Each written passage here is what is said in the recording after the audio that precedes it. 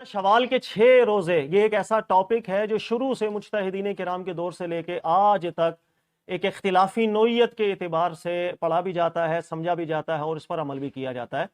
और शवाल के जो 6 रोजे हैं, रमज़ान गुजरने के बाद अगला जो महीना शवाल आता है, इसमें 6 रोजे की कुछ हदीस में जिक्र आया है।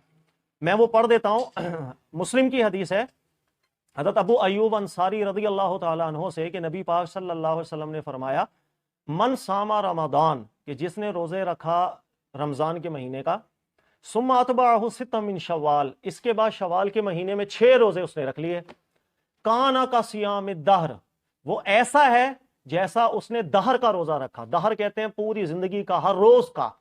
वो ऐसा है जैसे उसने हर रोज का रोजा रख लिया। अच्छा, ये एक हदीस है, मुहद्दिसीन की शराइत के ऊपर ये हदीस, बहरहाल बहुत से मुहद्दिसीन हैं जिनके नजदीक ये पूरी उतरती है, हदीस है सही। अच्छा, यानी सनद के एतबार से ये हदीस ठीक है। अब सवाल ये पैदा होता है कि जब ये हदीस ठीक है और हदीस बिल्कुल सही है, तो फिर मुज्तहिदीन किराम के अंदर इख्तिलाफ क्यों हुआ था शवाल के 6 रोजे के मशरू होने से मुतालिक, या ये जायज़ है या नाजायज़ है। यानी यूँ आसान अल्फाज में समझ लें, इमाम मालिक रहमतुल्लाह ताला अलैह ऐसे गुजरे हैं कि जिनको ये मालूम था ये हदीस है, उसके बावजूद भी इमाम मालिक रहमतुल्लाह अलैह शवाल के 6 रोजे रखने को जायज़ नहीं समझते थे, बल्कि बिदत के करीब करार देते थे कि बिदत बनेगा अगर कोई 6 रोजे शवाल के रखेगा रमज़ान रोज़ा रखने के बाद। इसी तरह इमाम अबू हनीफा मुज्तहिदीन में से गुजरे हैं जिनके नज़दीक शवाल के ये जो 6 रोजे हैं ये रखना मशरू नहीं है, मकरूह है उनके नज़दीक। हालांकि हदीस है, हदीस तो सही है। अच्छा, इमाम अबू हनीफा हो या इमाम मालिक, इनके अलावा दीगर जो मुज्तहिदीन हैं जैसे इमाम अहमद बिन हम्बल हैं या इमाम शाफई हैं रहमतुल्लाह ताला अलैहिम, इनके नज़दीक जो है ये 6 रोजे रखना मशरू है और जायज़ है, चूंकि हदीस में इसकी फजीलत आई है। अच्छा, इसके अलावा अगर हम देखेंगे बाद में मुताखिरीन जितने उलमा मुहक्किकीन आए हैं उनके अंदर भी ये दो दो अक़वाल मिलते चले जाते हैं। जैसे फ़िक़्ह हनफ़ी का भी अगर आप मुताला करेंगे तो फ़िक़्ह हनफ़ी में भी बाद में आने वाले मुहक्किकीन हैं, उन्होंने भी, बाज़ों ने इन रोज़ों को मशरू रखा, जायज़ रखा, मुस्ताहब रखा 6 रोज़े शवाल के। और कुछ मुहक्किकीन ऐसे हैं जिन्होंने इमाम अबू हनीफा के इस्तिदलाल को तरजीह दी या इमाम मालिक के इस्तिदलाल को तरजीह दी, और उनका यही मौक़िफ़ है कि 6 रोज़े रखना मशरू नहीं है। तो एक आम सवाल ज़हन में ज़रूर पैदा होता है कि जब हदीस है और हदीस सही भी है तो ये इख्तिलाफ आखिर हुआ क्यों। तो मैं इसकी वजाहत कर देता हूँ, आपको नफ्से इस्तिदलाल समझा देता हूँ। अब इस्तिदलाल समझने के बाद जो कौल आपको ज़्यादा अच्छा लगे आप उस पर अमल कर लीजिएगा। हमारे दीन का यही हुस्न है, बल्कि हमारा इम्तिहान ही अल्लाह रब्बुल इज़्ज़त ने यही रखा है, लियब्लुवकुम अय्युकुम अहसनु अमला, कि अल्लाह तुम्हें आजमाए कि तुम में से अहसन, सबसे बेस्ट अमल कौन करता है। लिहाजा हमारे सामने जब भी कोई इख्तिलाफी नौयत का मसला है जिसमें उलमा मुज्तहिदीन के इस्तिदलाल में इख्तिलाफात रहे हैं, आप उन इस्तिदलालात को पढ़ें। उन इस्तिदलालात को पढ़ने के बाद जो कौल आपको दलील में ज़्यादा मजबूत लग रहा होगा आप उस पर अमल करें, बस इतनी हुज्जत है। इसमें किसी को बुरा भला कहने की ज़रूरत नहीं होती। अच्छा देखिएगा, इमाम अबू हनीफा हो या इमाम मालिक हो या दीगर मुज्तहिदीन हो, क्यों इमाम अबू हनीफा या इमाम मालिक शवाल के 6 रोजे को मकरूह कहते थे और क्यों दीगर मुज्तहिदीन किराम ने मकरूह नहीं कहा? हदीस दोनों के पास यही है, लेकिन इस हदीस को समझने के अंदर हुआ इख्तिलाफ। यानी ये हदीस शवाल के 6 रोजों की फजीलत बयान कर रही है या शवाल के 6 रोजों की मजम्मत बयान कर रही है, दोनों तरह ज़हन जा सकता है। असल में ये इख्तिलाफ हुआ था मुज्तहिदीन किराम के अंदर, और वो कैसे हुआ मैं आपको समझा देता हूं।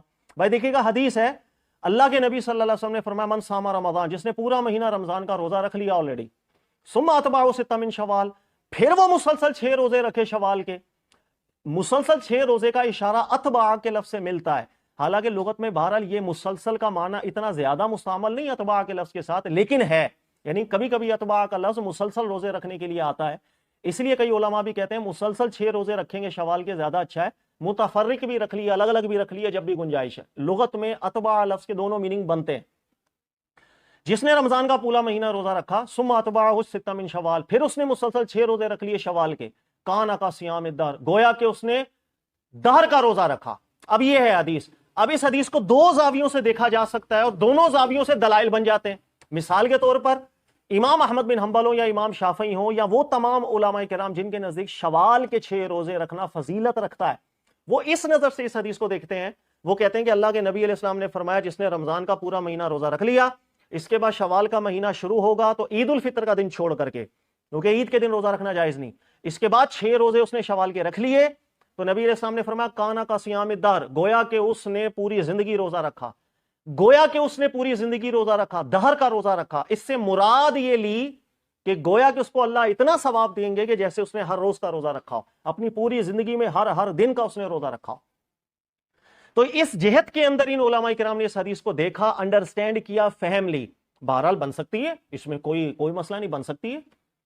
دوبارہ دیکھیے گا، اللہ کے نبی علیہ السلام نے فرمایا جس نے رمضان کا روزہ رکھا پورا مہینہ، ثم اتبعہ ستۃ من شوال، پھر 6 روزے شوال کے مہینے کے اس نے رکھ لیے، کان کا صیام الدہر، وہ ایسا ہے جیسا اس نے دہر کا روزہ رکھا۔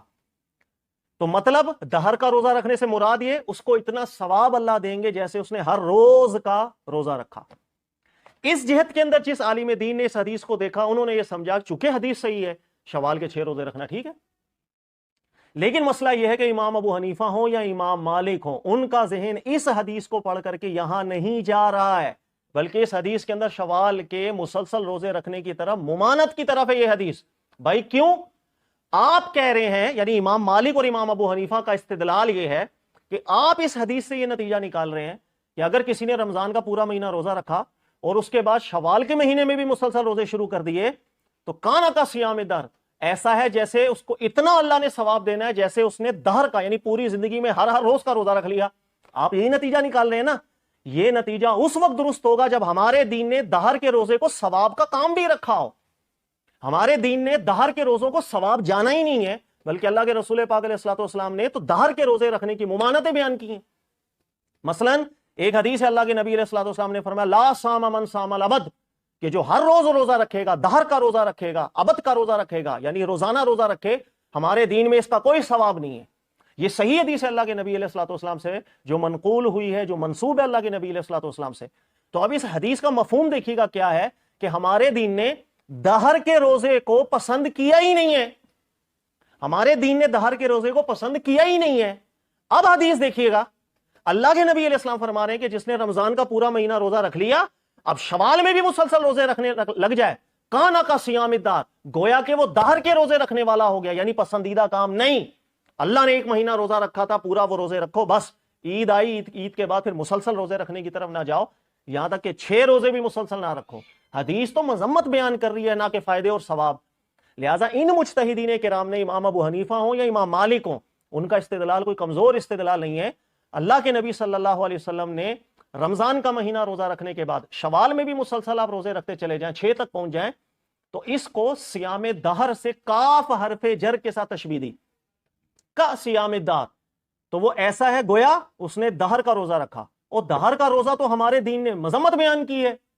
تو گویا کہ نبی علیہ الصلوۃ والسلام رمضان کا پورا مہینہ روزہ رکھنے کے بعد پھر مسلسل آپ روزے رکھنے لگ جائیں، اس کو کس چیز سے تشبیہ دے رہے ہیں؟ ثواب کے ساتھ، ثواب کا حدیث میں ذکر نہیں، کا صیام الدہر کا لفظ ہے بس، اور صیام الدہر جو ہے یہ تو مذمت ہے، ہمارے دین میں مکروہ ہے۔